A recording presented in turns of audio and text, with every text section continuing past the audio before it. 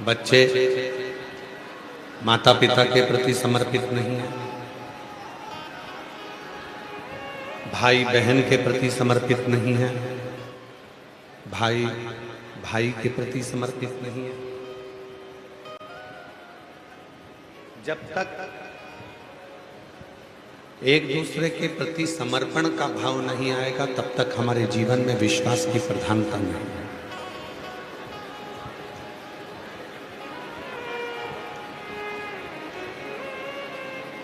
बहुत दूर जा रहे हो, अमरनाथ की यात्रा करने जा रहे हो, केदारनाथ जी की यात्रा करने जा रहे हो, बहुत दूर की यात्रा है,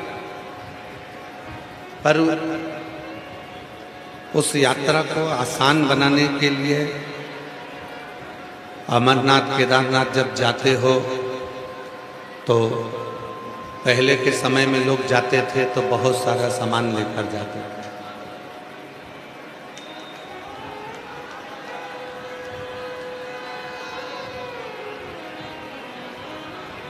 तो चिल्ला रहे हैं।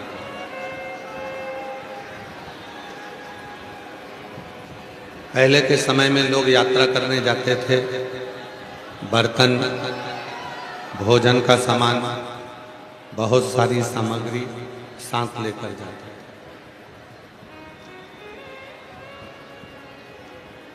अब लोग यात्रा करने जाते हैं तो बर्तन साथ लेकर नहीं जाते।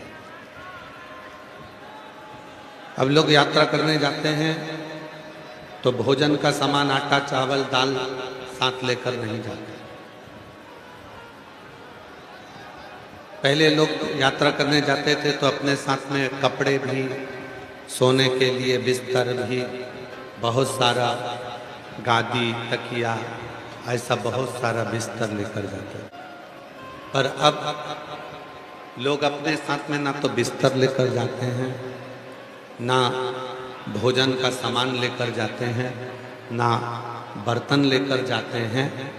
आज के समय में लोग यात्रा करने जाते हैं तो केवल जेब में 500 के नोट की गड्डी लेकर जाते हैं। बाबा जी, जेब में गड्डी है तो तुम जिस यात्रा को करने के लिए जा रहे हो वहां तुम्हें बिस्तर भी मिल जाएगा, कमरा भी मिल जाएगा, भोजन भी मिल जाएगा, वहां आपको सब कुछ प्राप्त होगा। वहां भोजन भी मिलेगा, कपड़े भी मिलेंगे, बिस्तर भी मिलेगा, बर्तन भी मिलेंगे, सब कुछ मिलेगा, हर चीज वहां प्राप्त होगा। कब? अब तुम्हें ना तो कपड़े ले जाना है, ना बिस्तर ले जाना है, ना बर्तन ले जाना है, ना भोजन ले जाना है। केवल जेब में 500 के नोट की गड्डी रखो, यात्रा पे निकल जाओ, कमरा मिलेगा, बिस्तर मिलेगा, भोजन मिलेगा, वस्त्र मिलेगा, सब कुछ यात्रा में मिलेगा। सब बस शिव पुराण की कथा यही कहती है, जैसे यात्रा करने के समय पर जेब में 500 के नोट की गड्डी हो तो सारी सुविधा मिल जाती है, उसी तरह अगर जीवन में जीवन की यात्रा कर रहे हो, संसार की यात्रा कर रहे हो, परिवार की यात्रा कर रहे हो तो अपने दिल में शिव नाम की गड्डी को बनाकर रखना, तो सारे मार्ग सुलभ होते चले। सारे इन मार्गों की सुलभता शिव नाम में, भगवान शंकर के नाम में, मंत्र में। और जो जैसी भावना लाया वो वैसा ही फल पाया, नहीं खाली उसे लौटाया, वो मन दर्शाया और कर दिया माला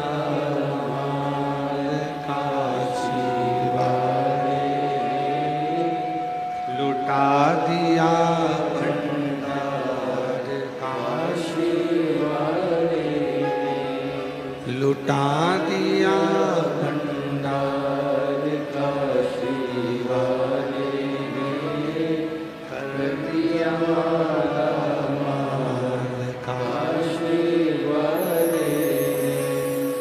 यात्रा पे निकलते समय अपनी जेब में पैसे की गड्डी होती है, मार्ग सुलभ हो जाता है।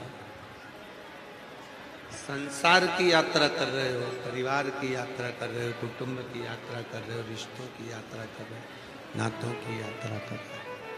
जब सारी यात्राएं आप करते हो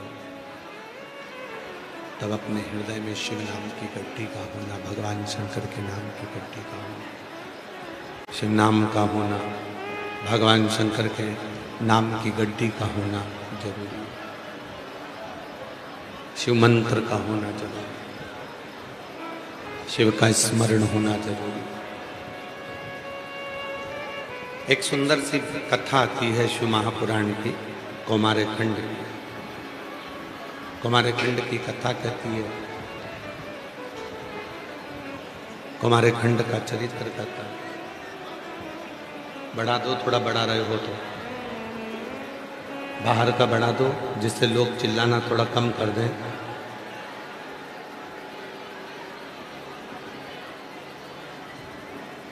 कौमार खंड में एक कथा आती है।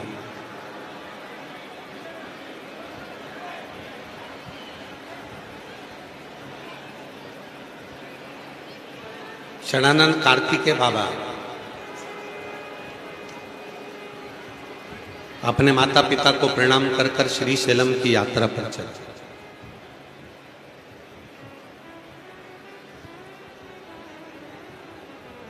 चलते चलते उनको 3 दर्शन हो। षडानंद कार्तिकेय जी जब चले तो उनको 3 दर्शन हो। अभी बाबा जी आपने, सतवा बाबा जी आपने मां नर्मदा जी की परिक्रमा की, कैलाश मानसरोवर की परिक्रमा कर। माई नर्मदा की परिक्रमा करते करते आपने अनुभव किया होगा कि बीच मार्ग में माई नर्मदे हर लोग बोलकर जब चलते हैं तो उनके स्वरूप में भी मां नर्मदा का दर्शन हो और कंकर में शंकर का दर्शन हो।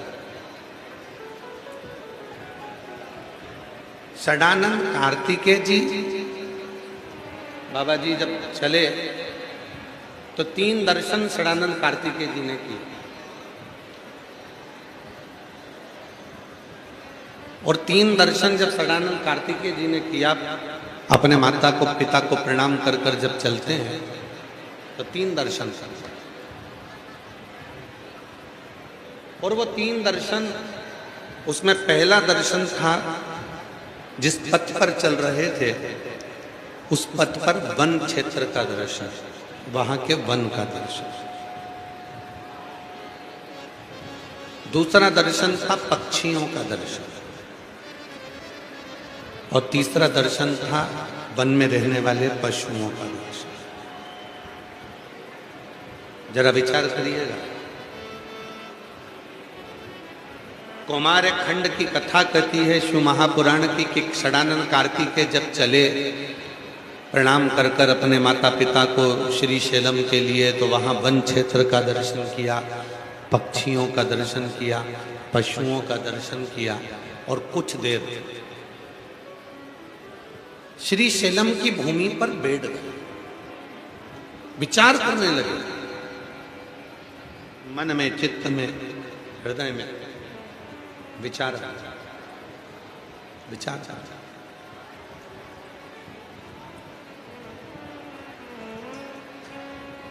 कि ये पूरे वन क्षेत्र में एक एक पत्ते में, एक एक पक्षी में, एक एक पशु में किसका संचार है? कौन है इसमें? इस पूरे वन क्षेत्र में कोई पौधे को लगाने वाला नहीं है, इस पूरे जंगल क्षेत्र में कोई पक्षी को दाना देने वाला नहीं है, इस पूरे वन क्षेत्र में, जंगल में कोई पशु को भोजन देने वाला नहीं। तो फिर इस वृक्ष को लगाया किसने? पक्षी को दाना दिया किसने? और पशु को भोजन दिया किसने? मनुष्य तो अपना कर्म करता है। 84 लाख योनियों में 83,99,999 योनियां छोड़ दो, उसके बाद में केवल एक योनि है मनुष्य की योनि, जो पैसा कमाती है, जो धन कमाती है, नौकरी करती है, सर्विस करती है, धन कमा कर लेकर। 84 लाख योनियों में केवल एक योनि है मानव की योनि, जो नौकरी करती है, सर्विस करती है, धंधा करती है, बिजनेस करती है और धन कमा कर लेकर आती है, कर्म करती है। चींटी नौकरी नहीं करती, पैसा नहीं कमाती। कोयल नौकरी नहीं करती, पैसा नहीं कमाती। हिरण नौकरी नहीं करती, पैसा नहीं कमाती। माथे में रहने वाली जुआ नौकरी नहीं करती, पैसा नहीं कमाती। मच्छर नौकरी नहीं करता, पैसा नहीं कमाता। 84 लाख योनियों में 83,99,999 योनि ऐसी है जो ना नौकरी करती है, ना धंधा करती है, ना बिजनेस करती है, ना फैक्ट्री डालती है, बस कर्म करते करते चलती है और वो पैसा भी नहीं कमाती है। फिर भी बिना धन कमाए, बिना नौकरी करे, वो मेरा देव आदिदेव महादेव उन 83,99,999 योनियों को भोजन दे, वो भोजन दे रहा है। जिस बलिया की भूमि पर हम कथा श्रवण कर रहे हैं, ये बलिया की भूमि साधारण नहीं है। जरा विचार करिएगा, भृगु ऋषि स्वयं जिस भूमि पर आकर तप करते हो, भृगु ऋषि जिस भूमि पर आकर साधना करते हो, भृगु ऋषि जिस भूमि पर आकर तपस्या में डूब जाते हो, क्या वो बलिया की भूमि साधारण हो? साधारण हो? वो बलिया की भूमि क्या साधारण हो? शिव महापुराण में भगवान शंकर पार्वती से कहते हैं, पार्वती मनुष्य के 4 जन्म होते हैं। थोड़ा सावधानी से सुनिएगा सारे बलिया वाले। मनुष्य के 4 जन्म होते हैं। भगवान शंकर पार्वती से कहते हैं, पहला जन्म जब वो माता के गर्भ से बाहर निकलता है, पहला जन्म। मनुष्य का दूसरा जन्म होता है जब उसका विवाह होता है। मनुष्य का तीसरा जन्म होता है जब वो पिता बनता है, माता बनती है। और मनुष्य का चौथा जन्म होता है जिस स्थान पर बैठकर वो परम सत्य को, उस परमात्मा को प्राप्त कर लेता है, वो मनुष्य का चौथा जन्म है। वो मनुष्य का चौथा जन्म है। कल हमसे कोई कह रहा था, गुरुजी ये भृगु ऋषि की तपोस्थली है बलिया। तो हमने उनको रोक कर कहा, नहीं नहीं नहीं, ये केवल भृगु ऋषि की तपोस्थली नहीं, ये भृगु ऋषि की जन्म स्थली भी कहो, क्योंकि यहीं पर बैठकर परम सत्य को भृगु बाबा ने प्राप्त किया। जब किसी का विवाह होता है, एक लड़का एक लड़की का जब विवाह होता है, तो वो भी उसका एक जन्म होता है। वहां से उसका मोड़ बदल गया, वो पति बन गया, वो पत्नी बन गई। फिर घर में बच्चा होता है, फिर उसका जन्म होता है, वो मां बन गई, वो पिता बन गया। जिस भूमि पर बैठकर आप तपस्या करते हो, साधना करते हो, तप करते हो, बाबा जी, आपके पूज्य गुरुदेव सतुआ बाबा जी, जिनके परम आशीर्वाद से आप उस गादी पर हैं, उनका जन्म कहीं पर भी किसी भूमि पर हुआ होगा, पर उन्होंने काशी की धरा पर, गंगा के तट पर आकर विश्वनाथ जी की साक्षी में तप साधना करी, उसी भूमि पर तप साधना करी। और जिस भूमि पर तप साधना कर कर परम सत्य को पा ली है, शिव पुराण कहती है वही उनकी कर्मस्थली भी है, वही उनकी जन्मस्थली है, उनका दूसरा जन्म, चौथा जन्म भी वहीं पर है। भगवान श्री भृगु ऋषि ने बलिया की भूमि पर आकर तप किया, भगवान श्री भृगु ऋषि ने बलिया की भूमि पर आकर साधना करी, भगवान श्री भृगु ऋषि ने यहां पर आकर जब तपस्या करी, साधना करी, तो शिव महापुराण की कथा में भगवान शंकर पार्वती से कहते हैं कि मनुष्य के 4 जन्म होते हैं। पहला जन्म है माँ के गर्भ से जन्म लेना, दूसरा जन्म है पति पत्नी जब बनते हैं, दूसरा जन्म, तीसरा जन्म जब वो माता पिता बनते हैं, और चौथा जन्म जब वो परम सत्य को प्राप्त करते हैं। तो भृगु बाबा ने यहाँ आकर जब अपने उस परम सत्य को पाने के लिए जब तप और साधना करी होगी, तो भगवान भृगु ऋषि की जन्मस्थली भी यही कहलाया जाएगा, परम सत्य को पाया। आप किस एक कथा है, एक गुरुजी आए, गुरुजी ने आकर पूछा एक बेटी से, अपनी शिष्या से, तुम्हारी सास की उम्र कितनी है? 15 साल। ससुर की उम्र कितनी है? 22 साल। तुम्हारी उम्र कितनी है? 38 साल। पति की उम्र कितनी है? कल ही पैदा हुआ। जरा ध्यान देना इस संवाद पर। सास 15 साल की, ससुर 22 साल का, पति कल पैदा हुआ, और बहू की उम्र 38 साल। कैसे हो सकती है? सास को गुस्सा आ गया, मेरे बाल सफेद हो गए कि मुझे 15 साल की कहती। ससुर जो 65-70 का हो रहा है, उसको ये 22 साल का कहती है। और पति अगर इसका कल पैदा हुआ तो शादी किससे हुई इसकी? इतने में गुरु जी ने कहा, माँ तुम संतों की भाषा को नहीं समझ पाओगी। एक संत तुम्हारी उम्र कभी नहीं पूछता, संत हमेशा ये पूछता है कि कौन कितने समय से शंकर जी की सेवा में, शिव पुराण में और भगवान की भक्ति में लगा। संत ने पूछा सास की उम्र कितनी है?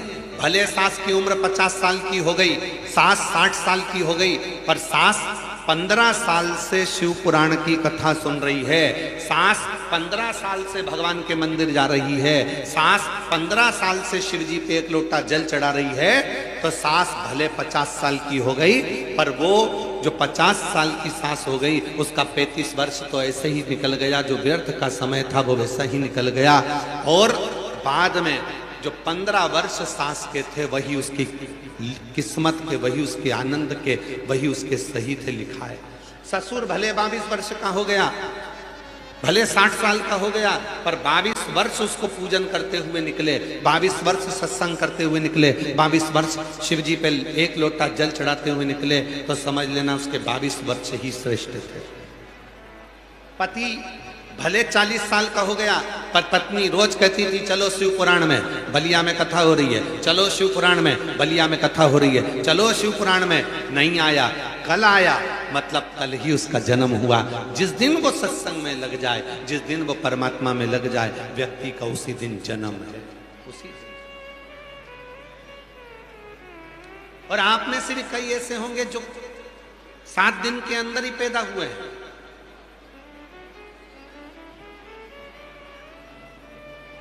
संसार में जितने भी जन्म लेते हैं वो 7 दिन के अंदर ही पैदा होते हैं। कोई रविवार, कोई सोमवार, कोई मंगल, कोई बुध, कोई गुरु, कोई शुक्र, कोई शनि, ऐसे ही टाइम। जन्म कितने दिन में हुआ?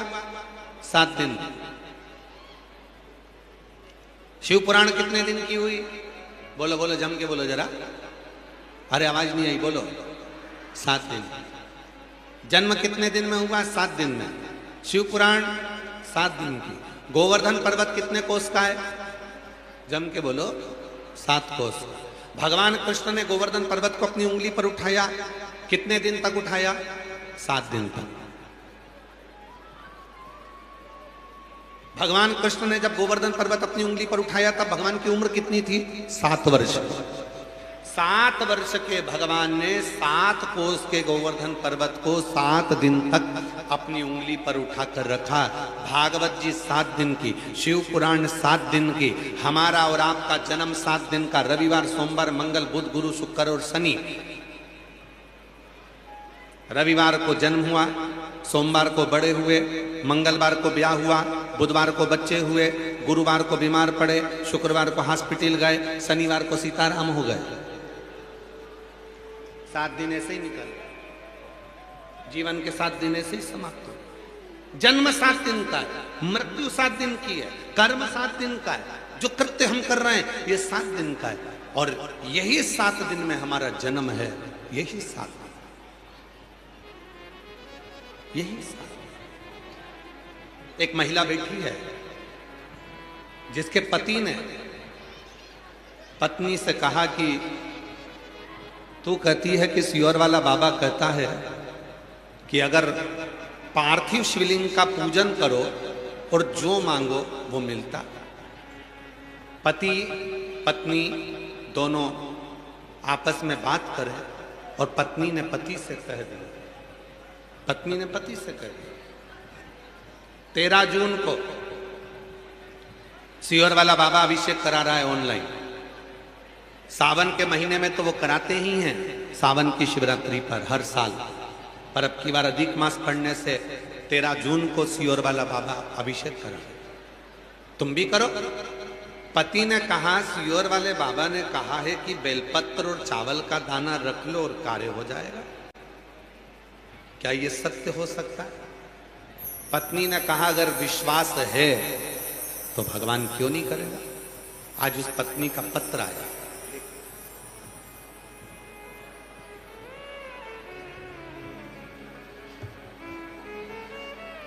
पत्र देखिए। मैं पूजा देवी, पति गोपाल कुमार, SDS कॉलेज, भगवान बाजार, छपरा, सारण से आई। कहीं बैठी हो तो हाथ हिला सकते। मैं पूजा देवी, पति गोपाल कुमार, मैं SDS कॉलेज, भगवान बाजार, छपरा, सारण से आई। गुरुदेव, मैं यहाँ केवल 13 जून को अधिक मास के शिवरात्रि पर कराए गए अभिषेक का चमत्कार बताने के लिए आई।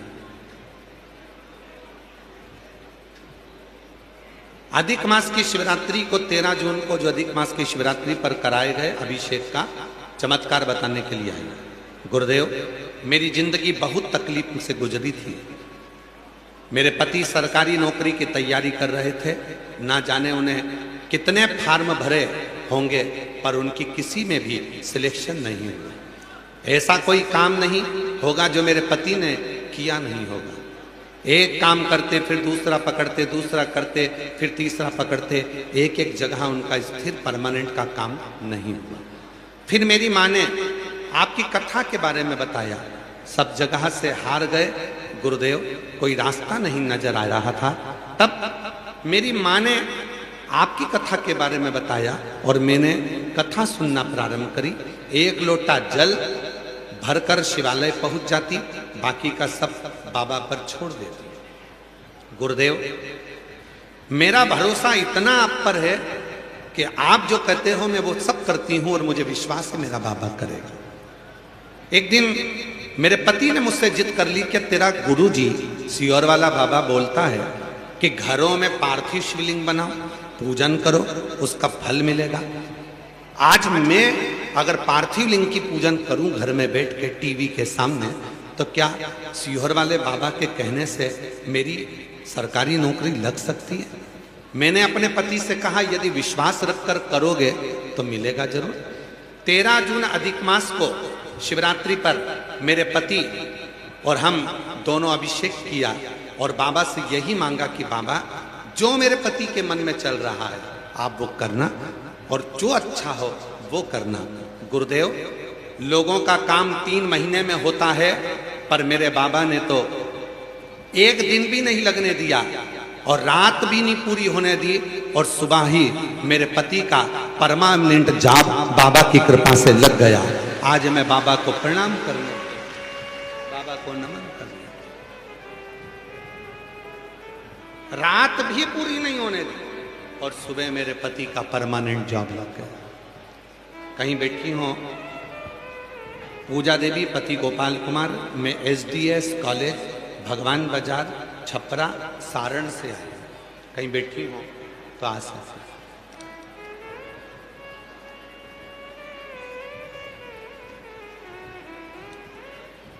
जो दिल से मांगोगे वो दिल से दे देगा, जो दिल से मांगोगे वो दिल से दे देगा।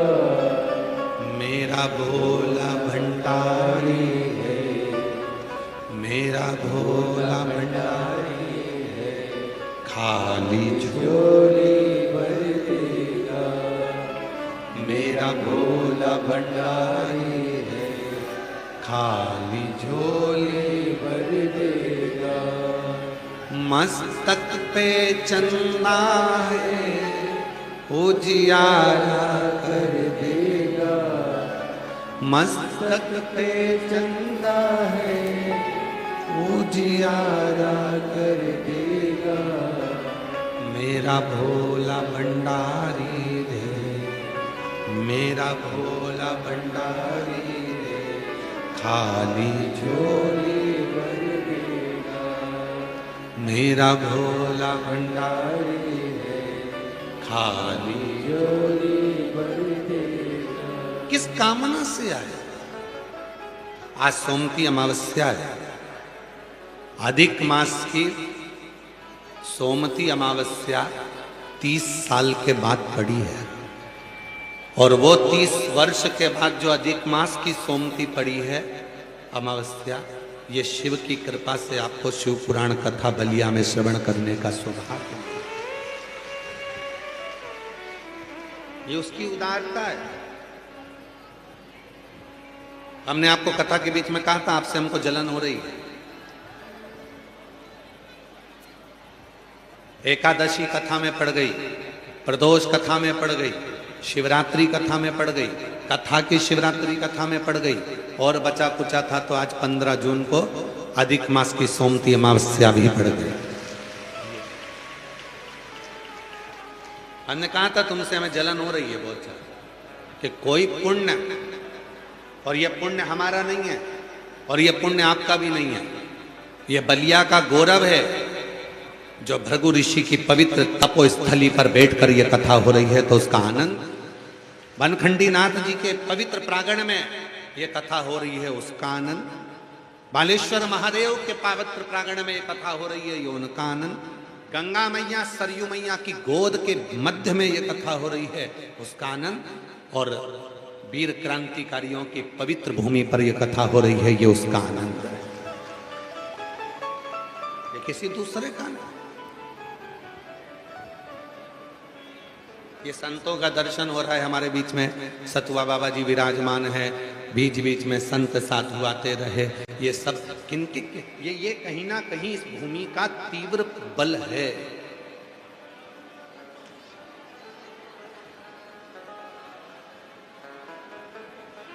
ये भूमि का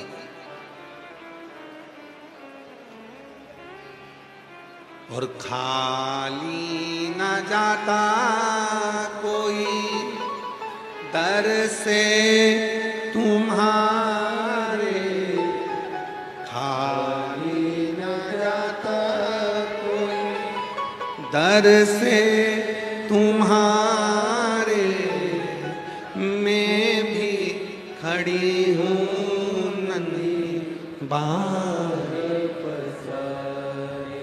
अपने हृदय से लगा लो गिरा जा रहा हूँ, उठा लो भोले अपने दर से अब तो न टालो, गिरी जा रही हूँ, उठा लो। कोई पुण्य तो है आपके जीवन का, कोई सत्कर्म तो है आपके जीवन का। कहते हैं 5 पंडाल में बैठकर कथा श्रवण करने वाले के जीवन के सारे आनंद शिव पंचानंद स्वरूप में प्रदान कर देता है। इसीलिए कई लोग ऐसे हैं जो 5 पंडाल में कथा सुनते हैं। उत्तर प्रदेश में तो इतनी कथाएं हमारी यहाँ कुबेरेश्वर बाबा नहीं पहुँच पाते, पर आप लोगों को एक बधाई और दे दें शिव जी की कृपा से। बलिया में तो आप लोगों को कथा सुनने को जून के महीने में मिल गई। जो 5 पंडाल वाले हैं उनको बधाई। एक कथा 30 अक्टूबर से 5 नवंबर उन्नाव उत्तर प्रदेश में पहुंच रही है। उन्नाव उत्तर प्रदेश में पहुंच रही। एक बार जोरदार ताली बजाएं। हमारे बीच में उन्नाव उत्तर प्रदेश की जो कथा लिए हैं जिला सहकारी बैंक के अध्यक्ष श्री अरुण सिंह जी यहाँ आए हुए हैं। कहाँ बैठे हैं? कहीं बैठे हैं? अरुण जी गए हैं क्या? अच्छा, एक बार उनके लिए भी जोरदार साथ ताली बजाएं। जिला सहकारी बैंक के अध्यक्ष श्री अरुण सिंह जी, जिन्होंने 30 अक्टूबर से 5 नवंबर तक उन्नाव उत्तर प्रदेश में भव्य 7 दिवसीय शिव महापुराण की कथा का ये भव्य आयोजन होने जा रहा है। और आप लोगों को बधाई जो उन्नाव उत्तर प्रदेश के आसपास के क्षेत्रवासी हैं, माँ गंगा के तटवासियों को, जो शिव जी ने कृपा कर कर आप लोगों के लिए कथा कानपुर लखनऊ वालों के लिए भी उन्नाव में भेज दी है। तो आप लोगों के लिए बहुत बहुत सारा। और हमारे इस कथा के जो संरक्षक हैं वह हमारे माननीय परिवहन मंत्री जी श्री दयाशंकर जी ही रहेंगे उसके संरक्षक। एक बार जोरदार ताली बजाएं साधु का। तो मैं पुनः आपको साधुवाद देता हूँ। सतुआ बाबा जी बड़ी सुंदर कथा लेकर आए जिसके संरक्षक श्री दयाशंकर जी ही रहे और अरुण जी इस कथा को लेकर आए। जोरदार ताली बजाएं एक बार करतर धुरी से। बहुत बहुत साधुवाद के साथ में 30 अक्टूबर से 5 नवंबर 2026 उन्नाव उत्तर प्रदेश की पवित्र भूमि फिर शिवमय के साथ में आनंदमय के साथ में रहेगी। खूब आनंद लेंगे। हर हर। तो ये भृगु ऋषि की जो तपोस्थली है, ये जो भृगु ऋषि की साधना स्थली है बलिया, इस बलिया का ही कुछ तेज प्रताप, जहां जीव अपने मन का भाव रखकर हृदय से शिव भक्ति में डूब।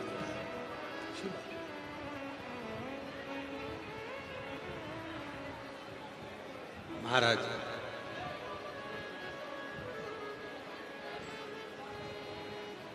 शिव कथा करती है। शिव कथा एक जीवन का सर्वाधिक सुख है।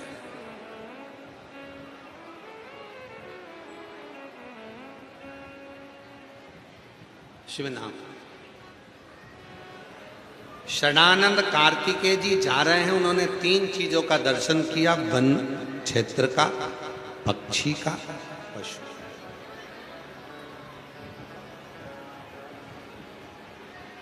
दर्शन करते करते चले। विचार करा 83,99,999 योनियां कोई नौकरी नहीं करती, कोई धन नहीं कमाती, तो भी पेट भरने वाला वो देव अधिदेव महादेव पेट तो भी।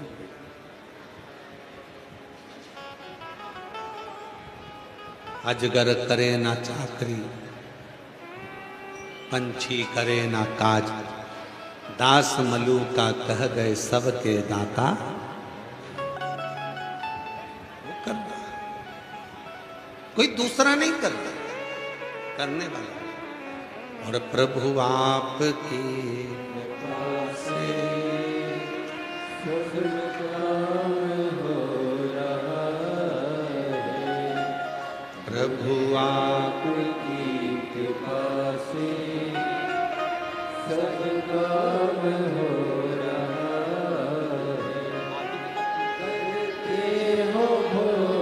आप ही के पति ने अभिषेक किया और विश्वास के साथ करा और बाबा की कृपा से परमानेंट जॉब हो गया।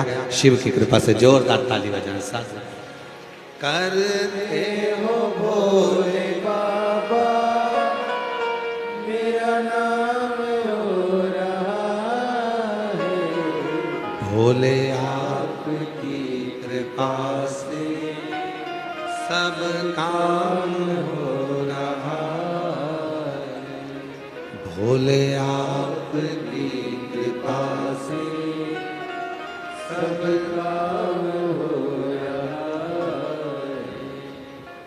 इसीलिए शिव कथा कहते, शिव पुराण कहते, शिव तत्व कहते। विश्वास कब होगा? जब हमारा समर्पण पूर्ण होगा।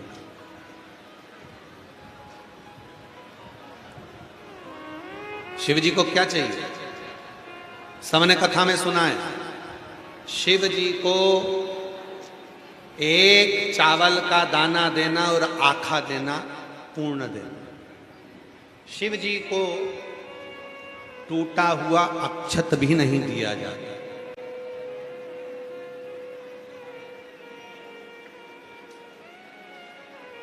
श्रीफल, नारियल भगवान शंकर को फोड़कर नहीं दिया जाता, पूर्ण दिया जाता।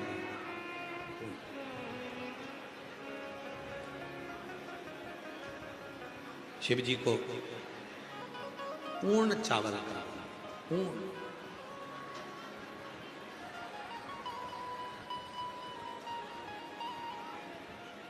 एक अच्छा नारियल होता है, एक बेकार नारियल होता है।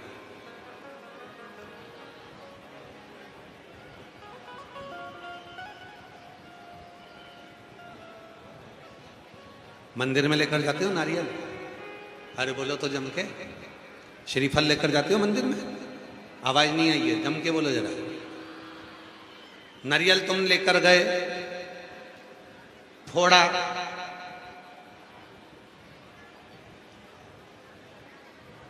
सड़ा निकल गया, घर लेकर जाओगे वापिस? अरे बोलो तो जम के नहीं। क्या करोगे? सड़ा हुआ नारियल जो फोड़ने पर सड़ा निकल गया, उसको क्या करते हो? मंदिर में ही चुपचाप से सिर पे पल्लू रख के कोने में ले जाके पटक देते हो। है कोई जो सड़ा हुआ नारियल अपने घर पर लेकर गया? कोई नहीं ले जाता। नारियल फोड़ा, अच्छा निकल गया तो उसमें से थोड़ा सा निकाल के हनुमान जी को, थोड़ा सा निकाल के देवी जी को, बाकी का सारा नारियल घर ले जाके चक्कू से निकाल निकाल के काट काट के सबको बांट के खा।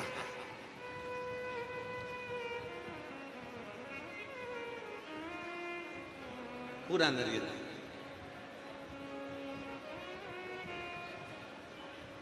शिव जी मुस्कुराए, गणेश जी मुस्कुराए, हनुमान जी मुस्कुराए, देवी माता मुस्कुराई कि नारियल इसके प्रेम के भाव से नवरात्रे का इसने पूरा व्रत किया, मंगलवार का पूर्ण व्रत किया, इसलिए इसके नारियल को ये दुकान पे से लाया था तो बजा बजा कर लाया था, अच्छा देख कर लाया था, चटका के लाया था, फिर भी मंदिर में नारियल सड़ा निकल गया। समझ लेना कि भगवान ने पूर्णता में उसको स्वीकार कर लिया, वो आधा नहीं लेना चाहता था। बजाकर देखा, कानों में आवाज लगाकर देखा कि नारियल में पानी की आवाज आ रही कि नहीं आ रही, उसको चटका कर देखा कि उस नारियल में आवाज आ रही कि नहीं आ रही, उसके बाद भी अच्छा है, बेहतरीन है, पानी वाला है, सब बढ़िया, और थोड़ा बेकार निकल गया। आपने दुकान वाले से जाकर कहा मेरा नारियल तो बेकार निकल गया? नहीं नहीं नहीं, नारियल तो अच्छा ही था, बजा कर लाए थे, आवाज चटका कर लाए थे, खूब जोरदार नारियल बड़ा छाट कर लाए थे, उसके बाद भी अगर वो सड़ा निकल गया, खराब निकल गया, समझ लेना कि उस देव अधिदेव महादेव ने पूर्णता में स्वीकार कर लिया। वो तुझे अधूरा नहीं भेजना चाहता था, पूर्ण रखा।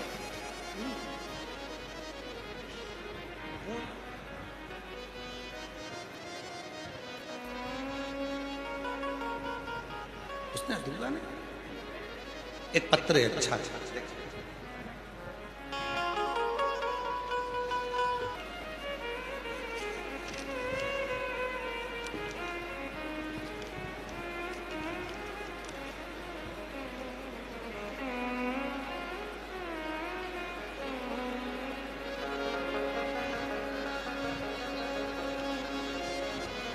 सुनील केसरी, पता मीरगंज आरा, जिला भोजपुर बिहार। पत्नी सुनीता केसरी। सादर प्रणाम। मेरा नाम सुनीता केसरी है। कहीं बैठी हो तो हाथ हिला सकती हैं। पत्नी सुनीता केसरी, भोजपुर बिहार, मीरगंज आरा से शिव पुराण कथा नियमित रूप से सुनती आ रही है। गुरुदेव, एक लोटा जल और पशुपतिनाथ व्रत का क्या बखान करूं? बाबा, मेरे को 2023 से शरीर के एक साथ 4 रोग हो गए थे। छाती में गठान हो गई थी, टीवी हो गई थी, टाइफाइड हो गया था और पीलिया हो गया था। 4 रोग हो गए। छाती में गठान हो गई, टीवी हो गया, टाइफाइड हो गया, पीलिया हो गया। तब डॉक्टरों ने बोला इनको पटना ले जाओ। अस्पताल में एडमिट करा गया, इलाज चालू हुआ। डॉक्टर भी समझ नहीं पा रहे थे कि चारों रोग में से कैसे कंट्रोल करें। फिर भी मेरे पास इतने पैसे नहीं कि मैं अस्पताल में जाकर बहुत समय तक रह सकूं। हॉस्पिटल में पैसा बहुत लग रहा था। फिर किसी ने कहा, सियोर वाला बाबा कहता है 1 लोटा जल शिव जी को चढ़ाओ और उस पानी को लाकर आचमन करो। बस मेरे बच्चों ने वही करना प्रारंभ करा और आज बाबा की कृपा से मैं पूर्ण तरह से स्वस्थ होकर अपने घर आ गया। गुरुदेव, मेरे 2 बच्चे जो मेरी सेवा में लगे रहे, एक बेटा एक बेटी, आंखों से आंसू बहाते कहते, मम्मी तेरी सेवा हम हॉस्पिटल में कर रहे हैं पर हमारी पढ़ाई नहीं कर पा रहे हैं। तू तो कहती है कि सीहोर वाला बाबा कहता है कि नौकरी लग जाती है अगर दिल से शिव को जल चढ़ा। मैंने अपने बच्चों से कहा कि तुम पशुपतिनाथ का व्रत करना शुरू करो, पशुपतिनाथ का व्रत करना शुरू करो और बाबा पर विश्वास पूर्ण करो। सीहोर वाला बाबा जो बोले वैसा करो।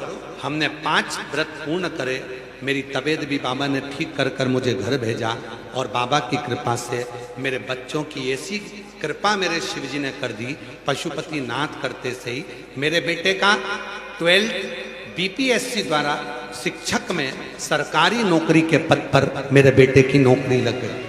गुरुदेव, सोचा नहीं था कि शिव इतनी कृपा करते हैं। हम तो केवल हॉस्पिटल में भी मोबाइल पर कथा सुन रहे थे और मेरे बाबा ने दूसरी कृपा ऐसी करी, मेरी बहू भी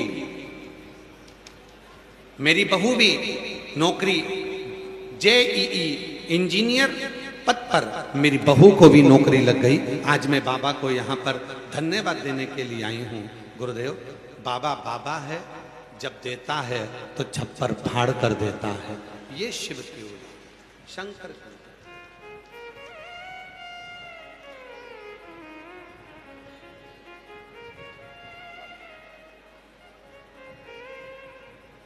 और जो जैसी भावना लाया वो वैसा ही फल पाया।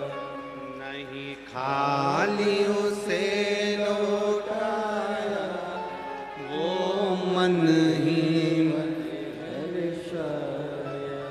और कर दिया माला माल काशी, लुटा दिया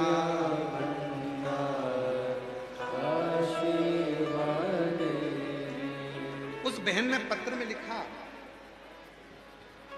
उसने अपने पत्र में लिखा, हॉस्पिटल में भी मैं मोबाइल पर कथा सुनती रही, मेरे बच्चों से कहती रही कि तुम हिम्मत मत हारना, वो हाथ पकड़ेगा छोड़ेगा।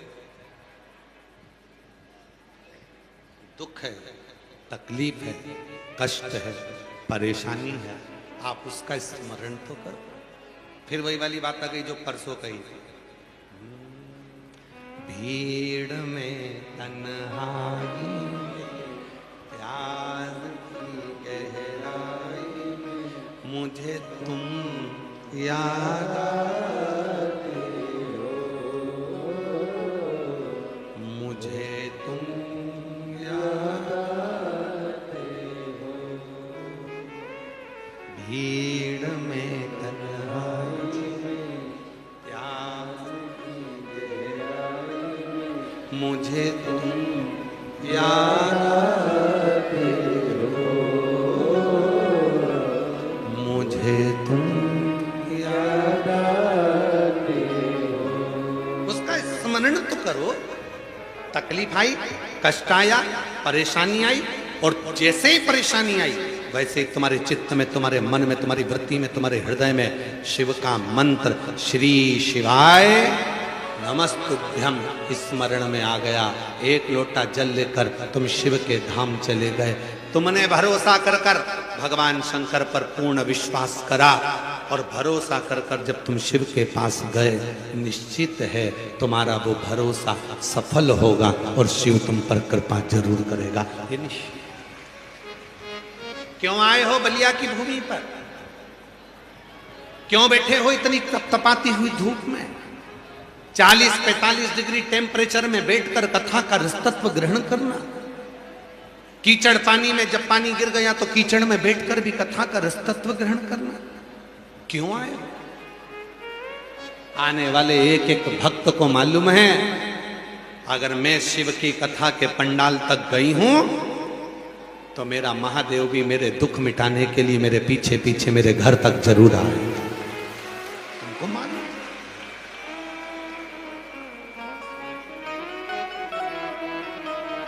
तुमको मालूम?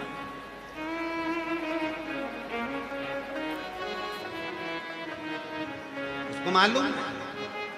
इसीलिए आप लोगों से कहते हैं अपने अपने घर के दरवाजे पर एक एक स्टिकर चिपका दो। कौन सा स्टिकर?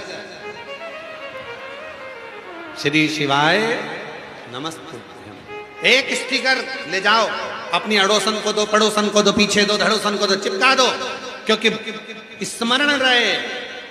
शिव महापुराण की विद्येश्वर संहिता गीता प्रेस गोरखपुर की लेकर आइए शिव पुराण, उसकी विद्येश्वर संहिता को पढ़िए।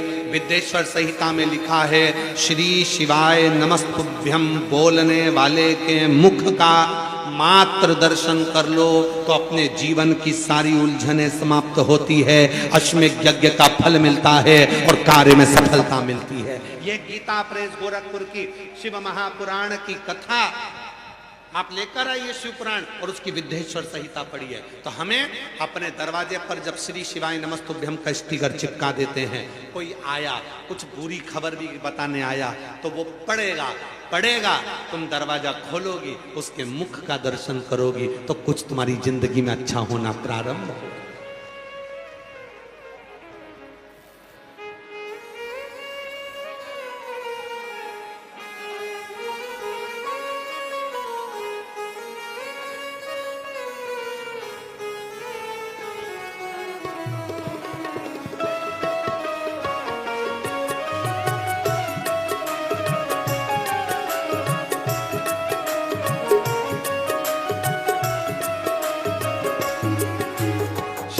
शिवाय नमस्तुभ्यं, श्री शिवाय नमस्तुभ्यं, श्री शिवाय नमस्तुभ्यं, श्री शिवाय नमस्तुभ्यं, श्री शिवाय नमस्तुभ्यं, श्री शिवाय नमस्तुभ्यं।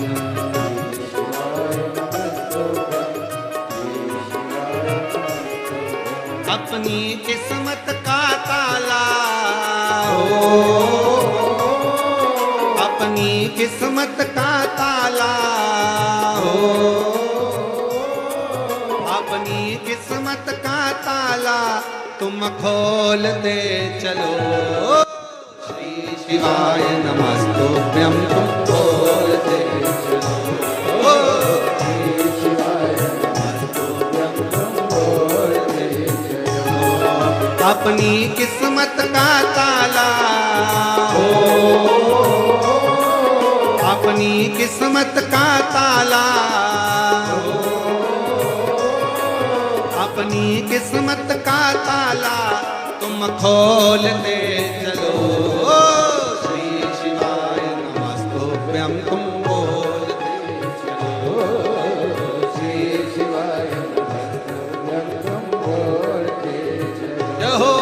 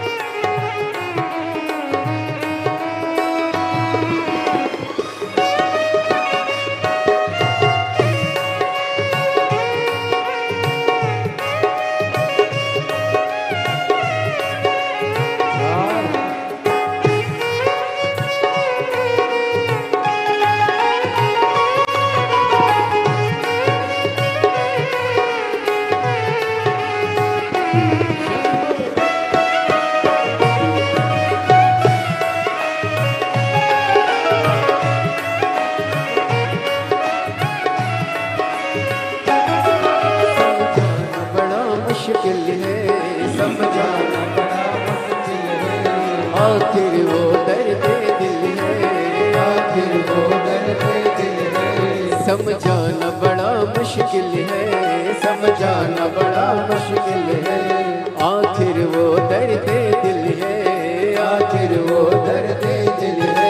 सच्चा दरबार लगा है, ये भोले की महफिल है। सच्चा दरबार लगा है, ये भोले की महफिल है। सच्चा दरबार लगा है, ये भोले की महफिल है।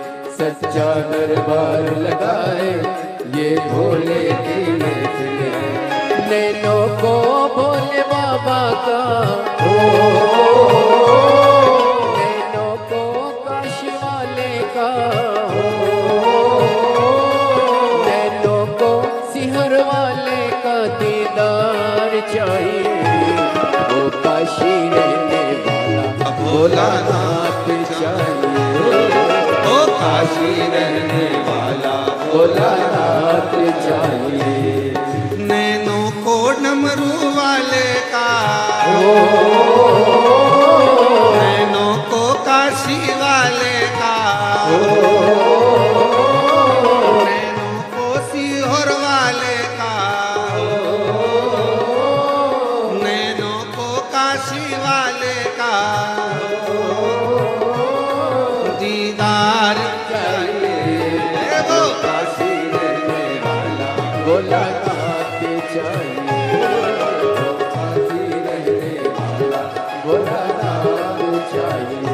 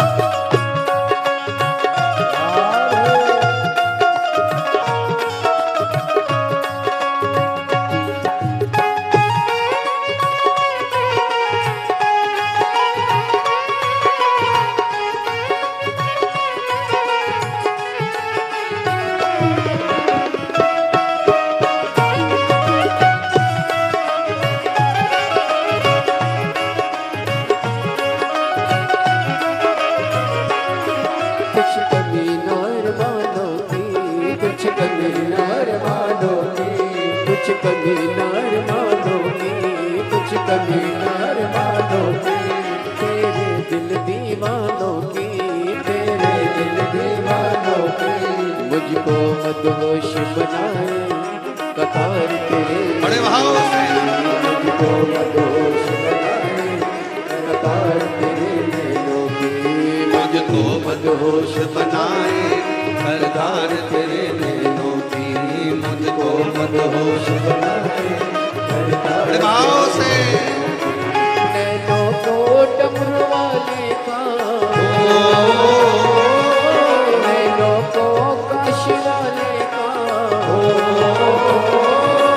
नैनों को सिहर वाले का दीदार चाहिए। वो काशी रहने वाला भोलानाथ चाहिए, वो काशी रहने वाला भोलानाथ चाहिए।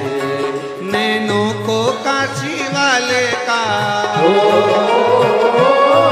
नैनों को डमरू वाले का, नैनों को सीहोर वाले का दीदार चाहिए। वो काशी रहने वाला भोलानाथ चाहिए, वो काशी रहने वाला भोलानाथ चाहिए। श्री शिवाय नमस्तोभ्यं, श्री शिवाय नमस्तोभ्यं, श्री शिवाय नमस्तोभ्यं, श्री शिवाय नमस्तोभ्यं।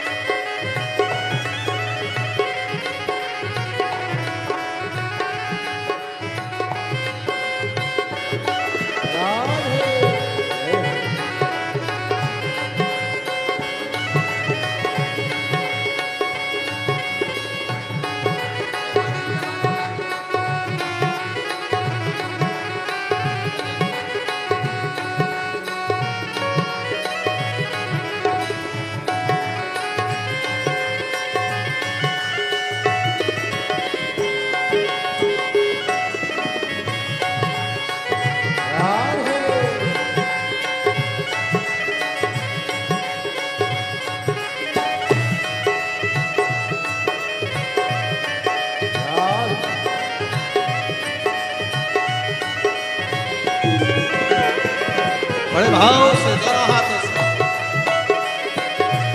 हमारे बीच में श्रीमती विजय लक्ष्मी गौतम जी, श्री ग्राम विकास मंत्री उत्तर प्रदेश शासन से हमारे बीच आई हैं। एक बार जोरदार ताली बजाकर उनके लिए साधुवाद।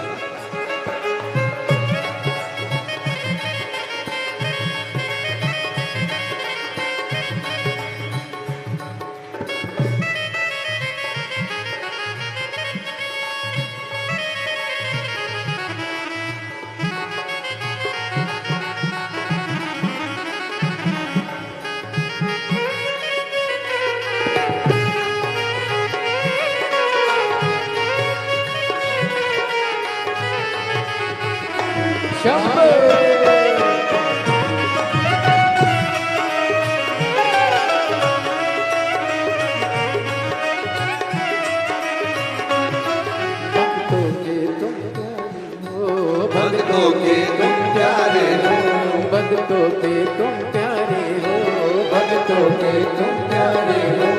तुम जिगरी दिल वाले हो, तुम जिगरी दिल वाले हो। कितनों पे डोरे डाले तेरे नैन बड़े मत वाले, कितनों पे डोरे डाले तेरे नैन बड़े मत वाले। कितनों पे डोरे डाले तेरे नैन बड़े मत वाले, कितनों पे डोरे डाले तेरे नैन बड़े मत वाले। नैनों को डमरू वाले का, नैनों को काशी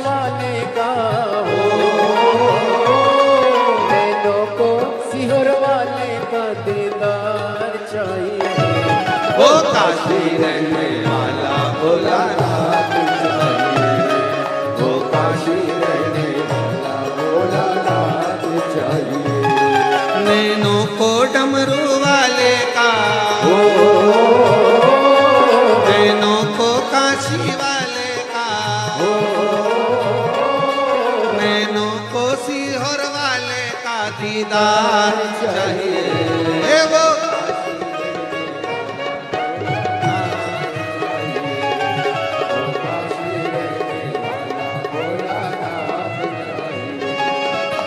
काशी रहने वाला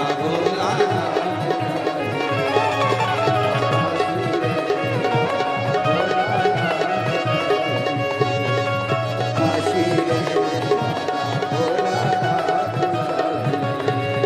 वो काशी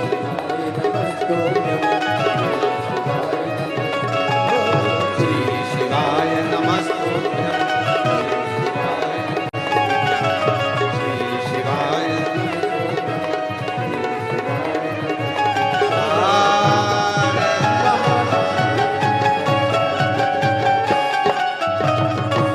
अपने स्थान पर बैठकर बाबा देव महादेव से अपने मन का भाव कहें, हृदय से प्रार्थना करें, निवेदन करें, विनती करें, शिव जी को अपने मन की बात करें।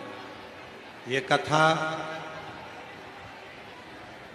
पुरुषोत्तम मास अधिक मास के पवित्र अवसर पर अधिक मास पार्ट 3 शिव महापुराण की कथा बलिया उत्तर प्रदेश में चल रही है, जो आज विराम की ओर जाने वाली है। आप सब इस पवित्र कथा के अवसर पर आज 15 जून को ये पवित्र शिव महापुराण की कथा को दिव्यता के साथ में श्रवण करें। शिव कथा, ये कथा 15 जून को आज विराम हो जाएगी। 18 जून से 24 जून तक भटिंडा पंजाब में शिव महापुराण की कथा दोपहर में 2 बजे से 5 बजे तक रहेगी। आप और हम उसे श्रवण करेंगे।